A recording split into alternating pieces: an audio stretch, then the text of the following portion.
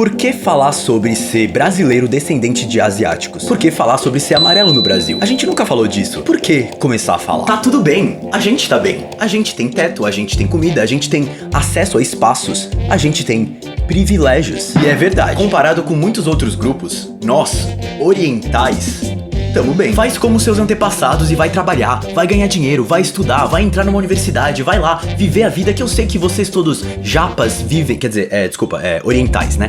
Orientais, eu sei que é diferente. O que vocês estão falando de ser amarelo? É todo mundo igual, não tem diferença entre as pessoas, somos todos humanos. Ninguém nunca ficou falando sobre ser japa. Por que tem uns japas, orientais? Por que tem uns orientais querendo falar disso? Sabe por quê? Porque os nossos antepassados chegaram aqui há décadas, trabalharam duro pra cacete por décadas pra eu ter a vida que eu tenho, pra eu ter o trabalho que eu tenho hoje. Trabalharam pra cacete por décadas pra gente, pra nós, asiáticos brasileiros, pertencermos a esse país. E eu estaria cuspindo na cinza dos meus antepassados se eu continuar ficando calado sobre um monte de coisa, se eu continuar ficando acomodado sobre um monte de coisa, se eu continuar de boa chamando a mim mesmo de oriental. Eu não sou oriental. Nós não somos orientais.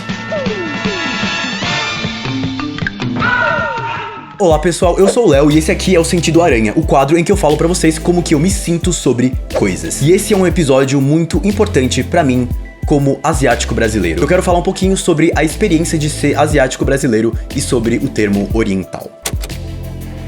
A minha mãe chegou no Brasil com 6 anos de idade, vinda de Taiwan. Ela veio com a família inteira, os 3 irmãos mais velhos, meu avô, minha avó e outros familiares. Eles saíram de Taiwan com medo de um eventual ataque no país por parte da China continental. E chegaram aqui, no Brasil, em São Paulo, com pouco dinheiro, pouco o que comer, sem conhecer ninguém, sem saber falar a língua. Era um país estranho que não é exatamente o mais caloroso quando se trata de estrangeiros que vêm morar aqui, por mais que seja um país que acredite sim ser isso. Se o estrangeiro veio da Europa, talvez ele seja mais caloroso. Agora, vindo da China, vindo de Taiwan, minha família é uma família de comerciantes. Desde que eles pisaram os pés aqui até os dias de hoje, eles já tiveram bar, pastelaria, floricultura, loja de presentes. E a minha mãe trabalhou sempre, desde que ela chegou aqui, com 6 anos. Ela tem poucas memórias de uma época em que ela não trabalhou em sua vida. Com 7 anos, ela ficava no caixa do bar que a minha família tinha acabado de abrir. Ela dizia que subia em cima de caixas de cerveja pra poder alcançar a altura da mesa do caixa e cobrar os clientes. Ela dizia que era ela, com 7, 8 anos, quem servia shots de whisky pra clientela lá do bar. E ela sempre trabalhou, desde os 6 anos de idade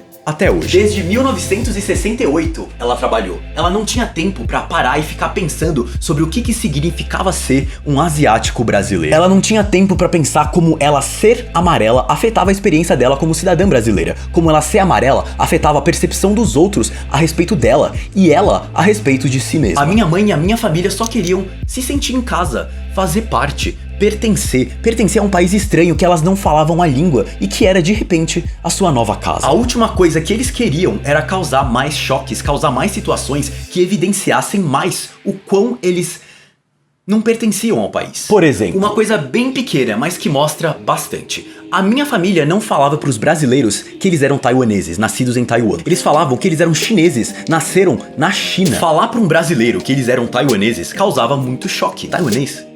O que é isso? Nossa, nem sabia que existia. Pera, tem outro além de Japão, China e Coreia? Nossa, que nome estranho. Tailândia?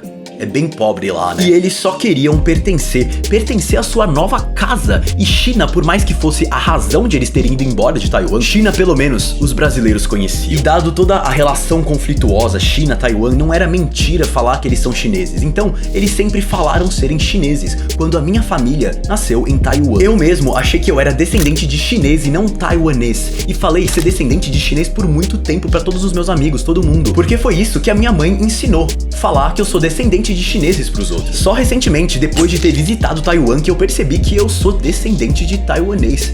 E o problema é do brasileiro que não sabe o que é, e não o meu de causar um choque. Porque assim, eu não vou passar a minha vida inteira tentando pertencer como meus avós, minha mãe, meus tios passaram a deles. Porque eu sou brasileiro, com ascendência taiwanesa, asiática, assim como um monte de brasileiros têm ascendência europeia, africana. Minha mãe, meus avós não tinham tempo pra parar e pensar sobre o que é ser asiático brasileiro, porque eles estavam preocupados demais tentando botar comida na mesa, tentando fazer parte em um país que chama eles de Xing Ling e bota eles numa caixinha. Eles estavam preocupados em sobreviver. E eu sou filho disso, filho dessa luta que a minha mãe e meus avós travaram. Eles venceram essa luta. Eu tenho comida na mesa, eu tenho estudo, tenho formação, tenho a vida que eles lutaram pra eu ter. E eu vou fazer jus a essa vida que eles lutaram pra eu ter. Hoje, graças a eles, graças à luta deles, eu tenho o privilégio de parar e pensar sobre o que é ser asiático brasileiro, sobre o que é ser amarelo brasileiro. Eu tenho o privilégio de ter esse canal pra botar a boca no trombone e falar com todas as palavras que ser asiático, ser amarelo,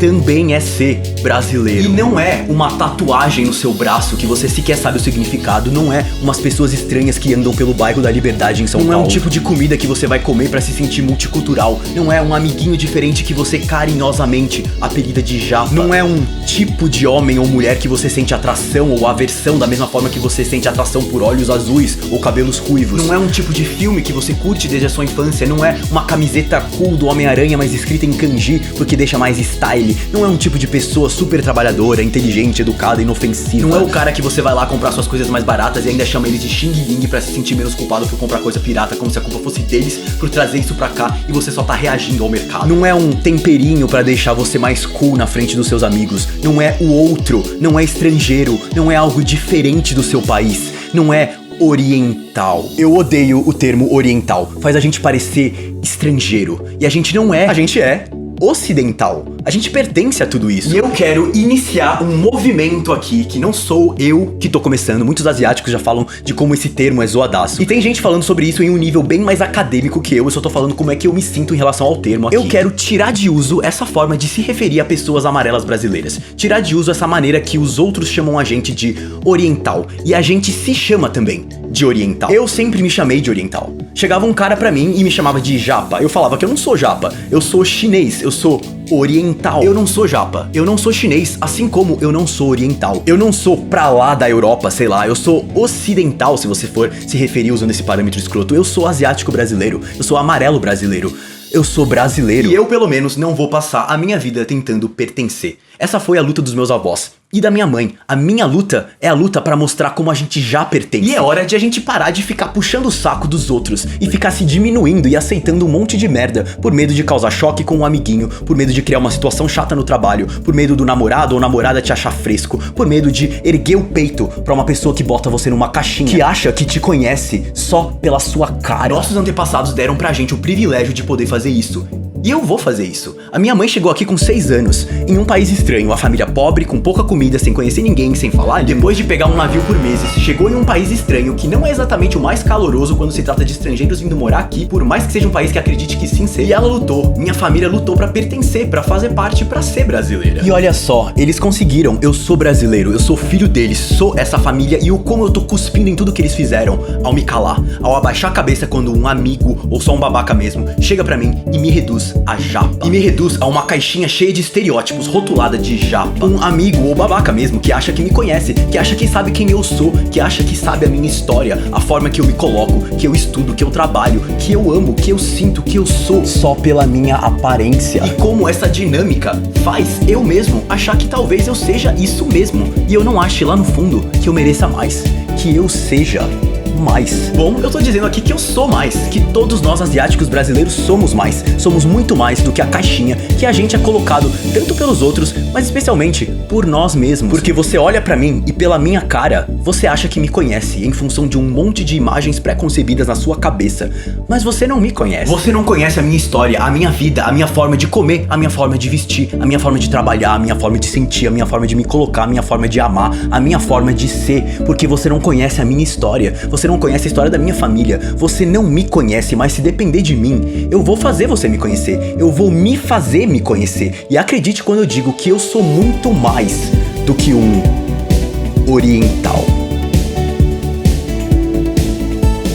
Falar sobre ser asiático brasileiro é falar sobre os nossos privilégios também e como a gente é muitas vezes usado como minoria pra justificar argumentos de quem tá no poder, argumentos como meritocracia, por exemplo, e usam a nossa história pra oprimir a experiência da comunidade negra, por exemplo. Olha pros orientais, eles chegaram pobres aqui e olha como os caras são estudiosos e trabalhadores. Eu só digo, cala a boca, não usa a minha história pra mascarar os seus séculos e séculos de opressão aos negros no Brasil. Falar sobre ser asiático é ter empatia também com outras causas, com outras minorias menos privilegiadas e entender o nosso lugar, entender como que a gente pode ajudar o próximo e entender quando a gente realmente deve ficar calado. Por isso, com muito amor, eu provoco a comunidade asiática brasileira a pensar um pouquinho sobre esse termo oriental. E se alguém quiser vir aqui pra mim falar pra eu parar de perder meu tempo e ir trabalhar, sabe que eu tô trabalhando pra cacete. Isso aqui, inclusive, faz parte do meu trabalho. Eu sou muito grato por ter tido a oportunidade e a capacidade pra tornar a minha responsabilidade como asiático brasileiro, filho de tantas pessoas incríveis e trabalhadoras, o meu trabalho também. E o que você achou desses temas que eu trouxe aqui? Eu tô com muita vontade de resgatar esses temas asiáticos brasileiros que eu falava toda hora no Yobambu. Eu dei uma pausa depois, eu vou falar mais deles aqui. Na descrição vai estar uma playlist com todos os vídeos que eu já fiz sobre ser asiático brasileiro. Dá lá uma conferida. Muito obrigado por assistir esse vídeo, pessoal. Eu sou o Léo e até a próxima.